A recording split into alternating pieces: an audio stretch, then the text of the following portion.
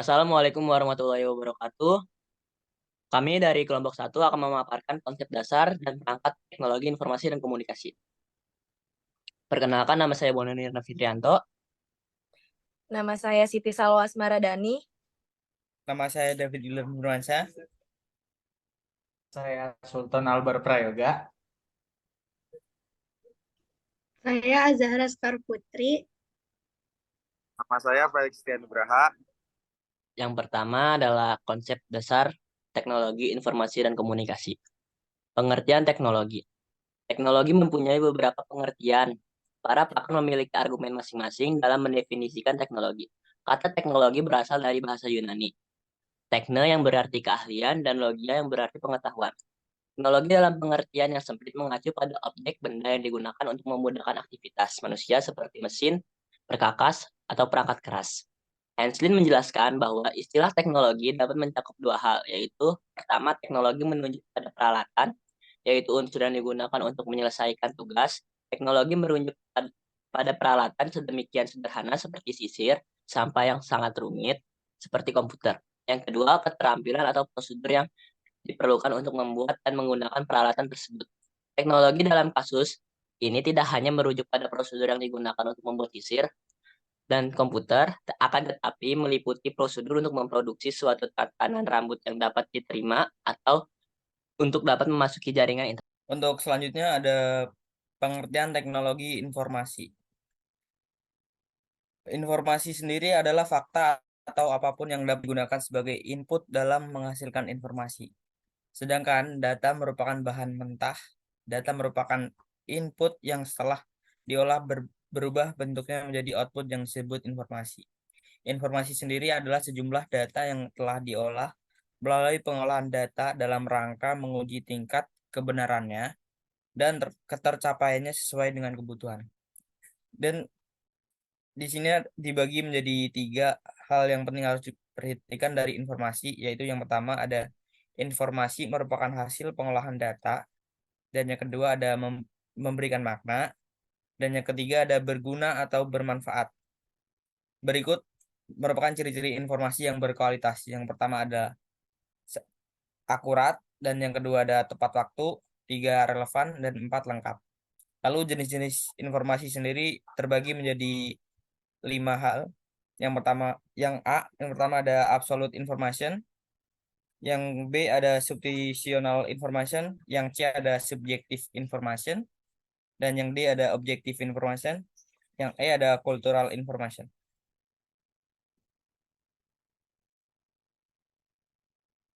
Teknologi informasi adalah meliputi segala hal yang berkaitan dengan proses, penggunaan sebagai alat bantu, manipulasi, dan pengolahan informasi.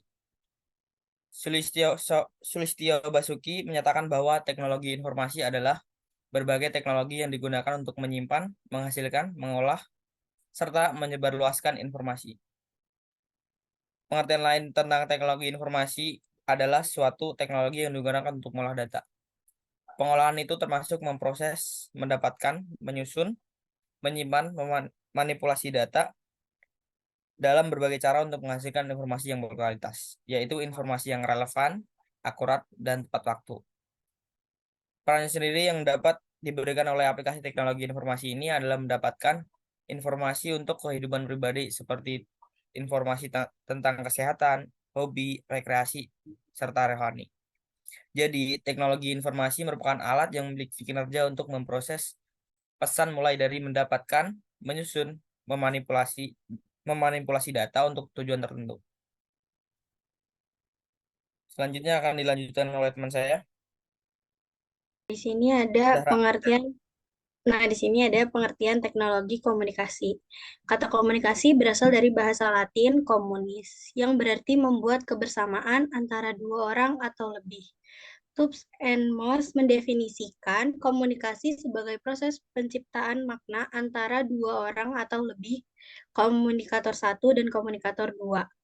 Komponen komunikasi adalah hal yang harus ada agar komunikasi tersebut bisa berlangsung dengan baik. Komponen tersebut antara lain adalah pengirim, komunikator, penerima pesan, dan umpan balik. Teknologi komunikasi adalah perangkat-perangkat teknologi yang terdiri dari hardware, software, proses, dan sistem yang digunakan untuk membantu proses komunikasi. Selain itu, teknologi komunikasi adalah segala sesuatu yang berkaitan dengan penggunaan alat bantu untuk memproses dan mentransfer data dari perangkat satu ke yang lainnya. Selanjutnya akan dibacakan oleh Felix. Kemudian yang keempat ini ada pengertian teknologi informasi dan komunikasi. Jadi teknologi informasi dan komunikasi ini merupakan dua hal yang tidak terpisahkan yang mengandung pengertian. Nah, luas mengenai alat elektronika yang terdiri dari perangkat keras dan perangkat lunak serta tentang segala kegiatan yang terkait dengan memproses, memanipulasi, pengolahan, dan transfer atau pemindahan informasi antar media. Boleh next? Next. Ya. Nah, di sini tuh ada jenis-jenis teknologi informasi dan komunikasi. Dari ruang lingkup teknologi informasi dan komunikasi itu mencakup dua aspek. Yang pertama, teknologi informasi adalah meliputi segala hal yang berkaitan dengan proses penggunaan sebagai alat bantu, manipulasi, dan pengelolaan informasi. Kemudian yang kedua ada teknologi komunikasi adalah segala hal yang berkaitan dengan penggunaan alat bantu untuk memproses dan mentransfer data dari perangkat satu ke yang lainnya. Nah, di sini ada juga beberapa macam teknologi informasi maupun komunikasi akan dipaparkan sebagai berikut. Nah, yang pertama ada komputer. Nah, komputer ini adalah mesin elektronik yang cepat dan dapat menerima informasi dengan program yang tersimpan di memorinya dan menghasilkan output berupa informasi. Kemudian akan dibacakan oleh rekan saya, Sultan Albar Prayoga. Nah, masih sama dengan pembahasan Felix, saya akan melanjutkan. Yang kedua itu ada internet. Internet itu merupakan perpustakaan dunia, karena di dalam internet itu terdapat miliaran sumber informasi, sehingga kita dapat menggunakan informasi tersebut sesuai dengan kebutuhan. Nah, yang ketiga itu ada laptop atau notebook. Laptop atau notebook itu adalah perangkat canggih yang fungsinya sama dengan komputer, tetapi bentuknya praktis dan dapat dilihat dan dibawa kemana-mana, karena bobotnya itu ringan, bentuknya ramping, dan daya listriknya itu menggunakan baterai charger, sehingga bisa digunakan tanpa harus mencolok ke steker. Nah, yang keempat itu ada deskbook. Deskbook itu adalah perangkat sejenis komputer dengan bentuk yang jauh lebih praktis, yaitu CPU-nya menyatu dengan monitor, sehingga mudah diletakkan di atas meja tanpa memakan banyak tempat. Selanjutnya akan dilanjutkan oleh rekan saya, Siti Salwa. Oke, di sini kita akan masuk ke pengaruh TIK dalam keseharian. TIK memiliki banyak fungsi dan kegunaan yang dapat digunakan untuk meningkatkan efisiensi, produktivitas, dan kualitas hidup dalam berbagai bidang. Namun, penting untuk diingat bahwa selain manfaat TIK yang beragam, jika penggunaannya tidak bijak, dapat menyebabkan masalah kesehatan mental, privasi, sampai dengan keamanan. Pada era modern ini, manfaat TIK harus sangat diperhatikan karena bagaimanapun TIK memiliki dampak positif serta negatif. Seperti yang dijelaskan pada slide-slide sebelumnya, seiring berkembangnya masa serta perangkat TIK, informasi dan komunikasi sangat mudah diakses oleh siapapun dan dimanapun.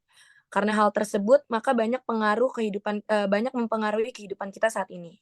Akan membahas studi kasus masalah pengaruh TIK dalam keseharian. Salah satu contoh pengaruhnya kita mengambil dari kemunculan AI atau Artificial Intelligence. AI pertama kali dicetuskan oleh Dartmouth pada tahun 1956. Namun karena keterbatasan perangkat TIK di kala itu, AI belum berkembang seperti sebagaimana semestinya. Barulah pada tahun 2000-an kemajuan era AI dapat memungkinkan untuk berkembang karena didukung oleh perangkat TIK yang mulai memadai. Namun pada tahun 2022, setelah pandemi melanda, AI semakin berkembang dan dikenal oleh masyarakat. Bahkan dapat dimanfaatkan pada kehidupan sehari-hari. Hal tersebut terjadi akibat pengaruh pandemi yang membuat semua serba terbatas untuk melakukan kegiatan saat ini. Lingkungan disertai perkembangan TIK yang sangat pesat. AI yang banyak dikenal saat ini salah satunya adalah ChatGPT. Melalui AI tersebut, semua orang dapat mudah melakukan pekerjaan melalui perangkat lunak software. Seperti membuat tugas, mencari tahu sebuah jurnal, hingga mengedit foto dengan profesional. Bahkan telah banyak aplikasi software berbasis mobile yang menggunakan kepintaran AI untuk mengelola perkembangan aplikasinya.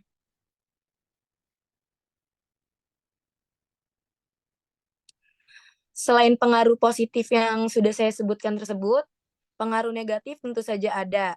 Berkembangnya AI pada era modern yang sangat pintar ini ditakutkan menjadi bumerang kepada manusia. Manusia takut kepintaran AI dapat menggantikan sumber daya manusia dalam dunia kerja hingga kebocoran data privasi dan lainnya. Dalam kasus tersebut, maka dapat disimpulkan bahwa TIK saat ini sangat berpengaruh kepada kehidupan sehari-hari. Dan kita harus tetap waspada serta aware dalam hal ini, jangan sampai perkembangan TIK menjerumuskan kita sebagai manusia kepada hal yang merugikan.